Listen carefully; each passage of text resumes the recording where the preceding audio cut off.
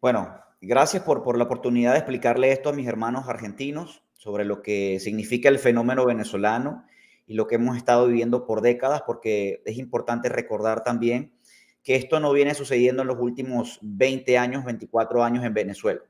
Este fenómeno bipartidista de izquierda se ha venido dando en Venezuela desde el año 58, desde la caída de la dictadura militar del general Marcos Pérez Jiménez.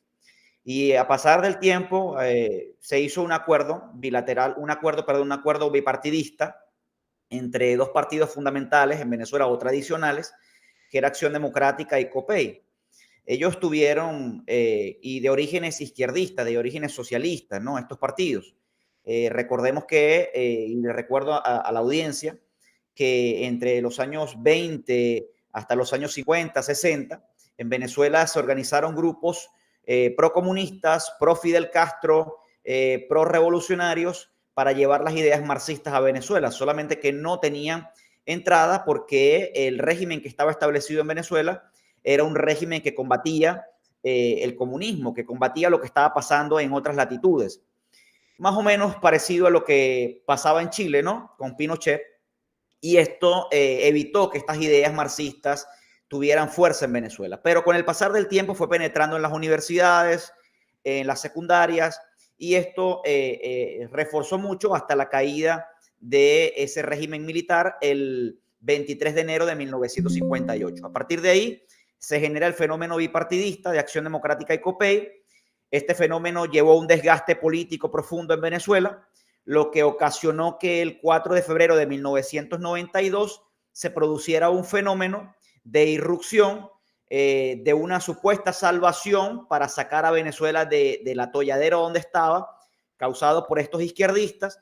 Y bueno, esa persona que apareció como salvadora en ese momento fue una persona creada, ideada por el mismo sistema, llamada Hugo Chávez Frías, que hizo una tentativa de golpe de Estado, un asalto al Palacio Presidencial, todo un show también mediático para venderle al país la idea salvadora de que este Mesías iba a resolverle el problema a Venezuela. Y bueno, vemos las consecuencias. En el año 98 llega al poder por la vía democrática. Estos actores políticos que ya se habían desgastado políticamente en Venezuela, le dieron un perdón. Él fue preso en el año 92, le dieron un perdón en el año 93, le dieron un indulto y Hugo Chávez llega al poder en el año 98. Pero recordemos que también Hugo Chávez, recordemos que en la caída de la Unión Soviética, el muro de Berlín y todo esto, el Foro de Sao Paulo se crea en el año 89 y en el año 90 se producen muchos, perdón, cae el muro de Berlín en el año 89 y se produce la creación del Foro de Sao Paulo en el año 90. Ellos maquillaron esta idea con la intención de supuestamente reforzar o blindar la democracia que se establecía en ese momento, ¿no? Después del régimen militar. Pero lo que realmente buscaba era que nunca más un partido de derecha hiciera política en Venezuela o que un régimen de este se estableciera en Venezuela, evitándole a la izquierda tener libertades políticas o establecer sus ideas, vamos a decirlo así, revolucionarias, genocidas y que perseguían las ideas de las libertades en el país. En el año 2016 nosotros creamos nuestro movimiento político, Rumbo Libertad. A partir de ahí se hizo una gran movida para llevar estas ideas a profundidad en el país.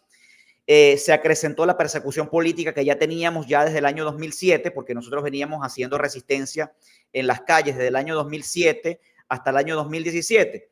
Pero nuestra función principal era aclararle a la gente de que en Venezuela no había solución electoral posible, no había posibilidad de salir del régimen por la vía democrática o convencional. Le explicamos a la gente que había que establecerse, y esto lo hicimos principalmente en el exilio, cuando tuvimos que salir en 2017, a finales del 2017, porque la persecución fue muy grande en contra de nosotros. Tuvimos más de 170 compañeros muertos con tiros en la cabeza, en el corazón, en el pecho, el estómago. Muchos compañeros murieron y muchos compañeros fueron presos. Tenemos muchos compañeros militares también presos a la actualidad y civiles también. Pero cuando hicimos este trabajo internacional, nos enfocamos en el desconocimiento de Maduro Es decir, que la comunidad internacional no reconociera a Maduro como un gobierno, como un cuerpo político, sino como un régimen genocida, criminal, narcotraficante. Primero, quitarle la categoría de un Estado, de un gobierno, ¿no?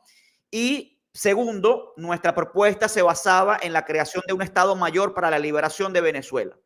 Nosotros queríamos crear una especie de gobierno de transición en el exilio que convocara al país a una gran convulsión social para una rebelión que sacara al régimen del poder. Porque entendíamos que anteriormente no habíamos tenido éxito porque sencillamente nos faltaban tres elementos fundamentales. No teníamos la conducción política del fenómeno, teníamos la organización del fenómeno de la resistencia, pero políticamente no éramos reconocidos como los líderes del fenómeno, sino que los políticos tradicionales de esos partidos a los cuales yo llamo oposición se apoderaban de las protestas y hacían ver a la comunidad internacional y a muchos venezolanos que ellos eran los que originaban el fenómeno de la resistencia, cuando eso realmente no era así. La segunda cosa importante que nosotros no tuvimos fue el acompañamiento de los medios de comunicación, porque todos los medios de comunicación en Venezuela están coactados. Un grupo pertenece al chavismo y otro grupo pertenece a la oposición, está controlado el sistema por la izquierda. Y la comunidad internacional entendía también que estos medios de comunicación que le daban visibilidad a los políticos, estos políticos pertenecían a esa resistencia o a esa oposición. Y por otra parte, no teníamos la posibilidad de sustentar de manera autónoma el fenómeno de la resistencia porque en términos económicos fue un desgaste profundo y era casi imposible sostenerla en el tiempo. Entonces estos tres elementos nos hicieron salir del país a buscar apoyo, a buscar que se entendiera el fenómeno para que posteriormente pudiéramos liderar una vanguardia desde el exilio. Y esto vendría siendo lo que Guaidó se apropió también, esta narrativa que construimos de crear un gobierno en el exilio. Guaidó se entera, porque esto era ya público, estaba tomando fuerza el gobierno de Bolsonaro y muchas personalidades internacionalmente, principalmente el bolsonarismo en Brasil, comenzaron a hablar de que Rumbo Libertad tenía la única propuesta para liberar a Venezuela y que era muy viable hacerlo. Entonces, sencillamente, Guaidó, expuesto por esta oposición, pero también por el régimen, porque él viene siendo una ficha, o venía siendo una ficha en ese momento de Diosdado Cabello negociado, para que entorpeciera el proceso de libertad real para Venezuela y proponerle al país una libertad, vamos a decirlo, una ilusión de libertad que nunca iba a llegar, porque la libertad nunca va a llegar de manos de traidores. Sí, obviamente todo el progresismo levanta las banderas a María Corina Machado porque María Corina Machado es progresista. Ella ha dicho claramente que no es de derecha. En las entrevistas la han pegado contra la pared en términos ideológicos, en términos identitarios, y ella siempre ha dicho que ella no es de derecha, que ella es centro liberal. Pero los que conocemos el recorrido de María Corina Machado sabemos que está maquillando eso de centro liberal para no decir que es centro izquierdista, porque ella claramente ha defendido las ideas siempre de la Mesa de la Unidad Democrática, que son las ideas de ese bipartidismo de izquierda en Venezuela, que ella no quiere que acabe, indudablemente, porque pertenece tradicionalmente a ese sistema. Pero más allá de eso, nosotros rechazamos ligarnos con ella o apoyarla en algún sentido, porque sencillamente María Corina Machado es responsable de muchas de las cosas que han pasado en Venezuela que han producido el fracaso de la libertad de Venezuela y que podamos salir del régimen. Por ejemplo, ella fue parlamentaria entre el año 2010 y 2015, ¿okay? Participando de esas elecciones. Y ella llevó al Congreso entre 2010 y 2012, ella llevó al Congreso el proyecto de ley de desarme para el control de armas y municiones. Claro, obviamente, porque cuando este proyecto es introducido por María Corina Machado en el Congreso, el chavismo no había podido, por la vía legal, desarmar a la población. Imagínate, desde el año 98 hasta el año 2012 existía el porte legal de armas en Venezuela, y la persona, el individuo común y corriente, el comerciante, el hacendado, podía defenderse de los criminales. A partir de ese momento, cuando María Corina lleva este proyecto al Congreso, el chavismo y la oposición votaron juntos y por unanimidad el proyecto de ley de desarme para el control de armas y municiones en Venezuela.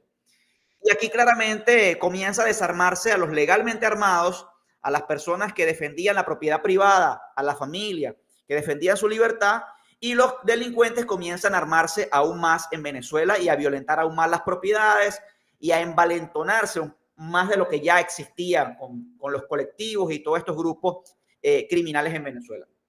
Ahora bien, hace poco tuvo una entrevista a María Corina Machado donde le preguntaron, para hablar en el paralelo de Argentina, le preguntaron si ella era la Milei de Venezuela. Si a mí me preguntan, por ejemplo, si yo quisiera ser el Milei de Venezuela, o el Trump de Venezuela, o el Bolsonaro de Venezuela, yo indudablemente y sin vergüenza alguna diría que sí. Me sentiría orgulloso de representar estas ideas para mi país. Obviamente no lo puedo hacer porque no tengo la posibilidad de hacer política dentro de mi país y recorrer el territorio nacional porque tengo un pedido de prisión en Venezuela. Ahora bien, a María Corina Machado le hacen esta pregunta y ella se avergüenza de retratarse o de igualarse con Milei y dice, no, para nada. Yo me molesta esto de que me igualen con Milei o me igualen con cualquiera, obviamente de la derecha, porque ella se cataloga demócrata. ¿Qué quiere decir con esto? Bueno, que Milei no es un demócrata o que Milei es un radical. Eso lo ha dicho ella en un programa de radio. Igualmente le preguntaron qué pensaba ella de Nayib Bukele y dijo que Bukele era una persona totalitaria y que apuntaba al sentido de la dictadura en este país, en El Salvador. Entonces esto, sencillamente yo digo, mira, no hay como confiar en una persona como esta, con una situación como la de Venezuela, donde es una situación atípica, no es una situación como la de Argentina, como la de otros países. En Venezuela ya se consolidó un narcoestado y donde hay que tener una persona que dirija el tema de la libertad con fuerza, y no se le puede tratar al chavismo con esta blandenguería, como decimos nosotros en Venezuela, con esta posición tan blanda, ¿no? Porque sencillamente, si tú me hablas de sacar al régimen como lo están planteando por la vía electoral el día 28 de julio, bueno, yo le digo desde ya a los argentinos y a mis amigos venezolanos que sencillamente esa no es la vía y no le va a dar ninguna solución a Venezuela, sino una nueva frustración y una nueva derrota al país.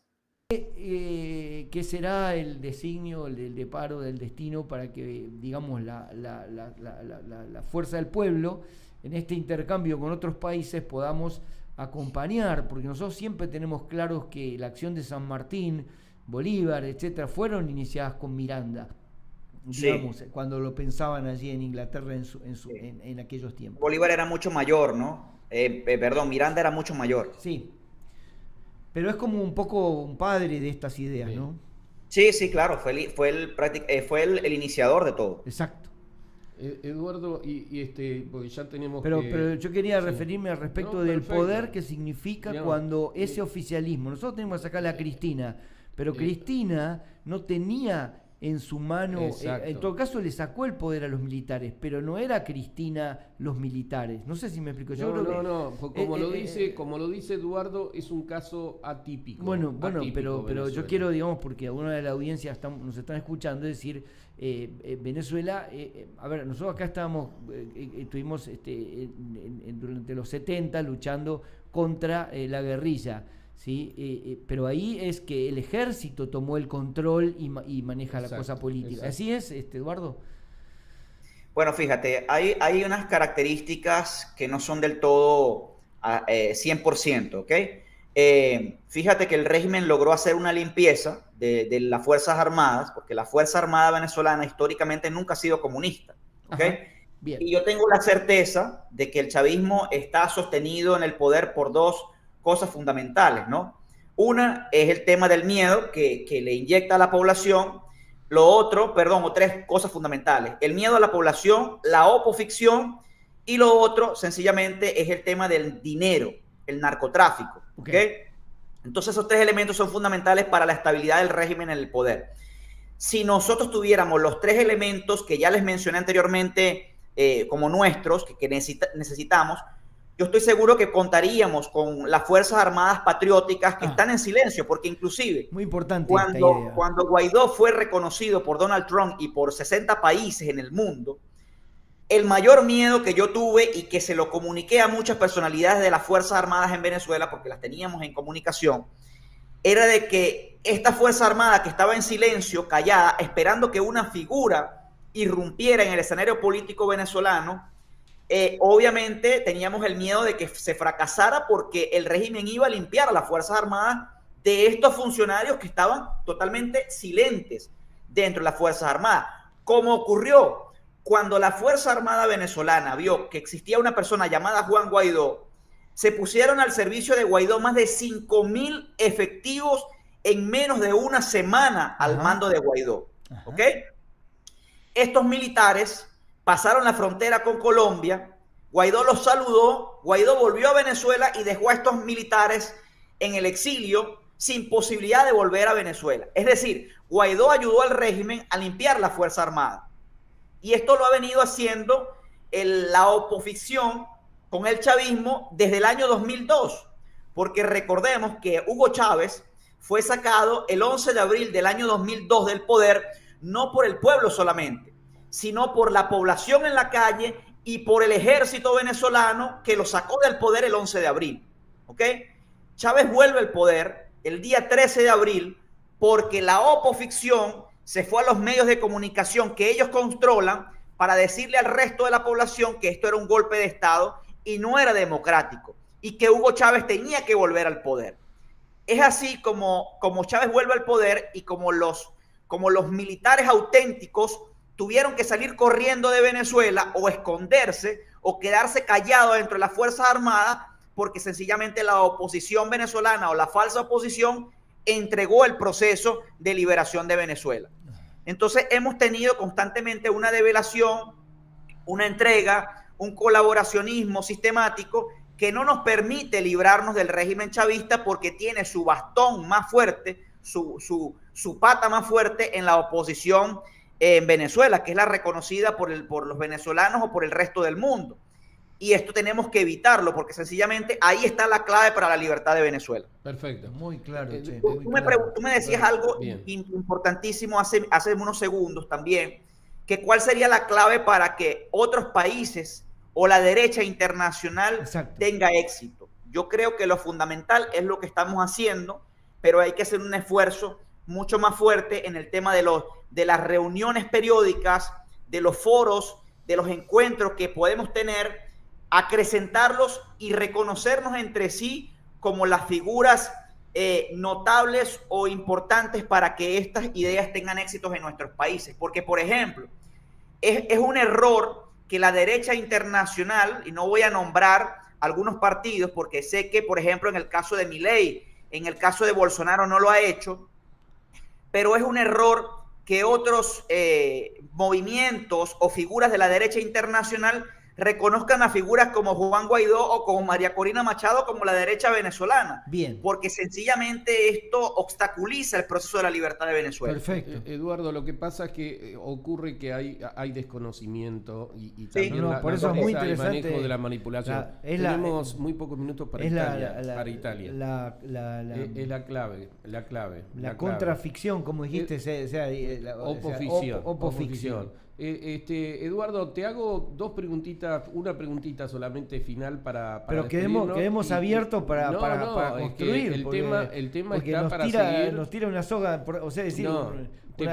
Te podemos convocar para el próximo programa para que podamos seguir si es que estás disponible. Y esperemos, yo estoy siendo invitado, hasta ahora me han invitado a 2 eventos en Argentina para este año, todavía no está la fecha, pero ya me notificaron que hay 2 eventos en Argentina donde posiblemente esté hablando sobre Venezuela. Entonces, posiblemente nos veamos por ahí. Justamente una de las cosas, Guillermo, es que nosotros el foro alberdiano internacional lo estamos, digamos, buscando de conformar con nuevas personalidades que luchen por estas ideas, lo cual también siendo que es un organismo que está cercano, digamos, al oficialismo, por supuesto, mileísta, nos interesa muchísimo, por supuesto, tu discurso y tu participación.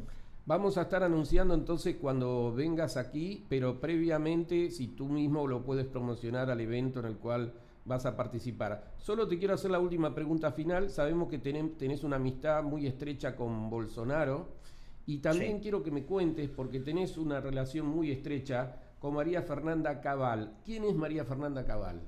Bueno, para mí María Fernanda Cabal es la próxima presidenta de Colombia y el bolsonarismo para mí también es el futuro, el presente y el futuro del Brasil, porque sencillamente han logrado hacer en Brasil lo que realmente no se pudo hacer en el pasado. El fenómeno del bolsonarismo, como esperemos que sea el fenómeno, aumente el fenómeno de Milei en Argentina, como el fenómeno de María Fernanda Cabal en Colombia, el fenómeno de Vox en España, es lo que nosotros tenemos que impulsar en nuestros países para que nuestros países se consoliden y la república sea realmente valorada y respetada y segura, ¿no? Eso fundamentalmente. Perfecto. Pero María Fernanda Cabal y Bolsonaro son mis amigos, tenemos ya muchos años conociéndonos, hemos tenido experiencias increíbles en el ámbito internacional, hemos estado abriendo nuevos caminos, conociendo otros actores. Yo he servido inclusive muchas veces como vehículo para conectarlos entre sí. Yo recuerdo que en el año 2017, cuando salí de Venezuela, yo hice una gira por todo el mundo, e inclusive antes de que muchos de estos personajes estuvieran viajando a los eventos, yo me hice un recorrido por muchos lugares. Conozco a Santiago Abascal desde el año 2017, cuando todavía no era diputado. Yo volví a Brasil, recuerdo en ese momento en 2017, y le dije a Bolsonaro, mira, allá en España hay un tipo llamado Santiago Abascal que es como nosotros. Y ahí Bolsonaro comenzó a investigar y preguntarme, mira, ¿y qué está haciendo esta persona? ¿Quién es? Comenzamos a pasar información. En Rumbo Libertad se hizo mucha propaganda para la gente de Vox, también en la campaña para 2019, 2018, 2020. Y también en el caso de María Fernanda Cabal, tuve la oportunidad de presentarla con Eduardo Bolsonaro y presentarla con el presidente Jair Bolsonaro. Y así hemos estado unificando, aprovechando todos estos encuentros para unificar esa derecha internacional. Perfecto.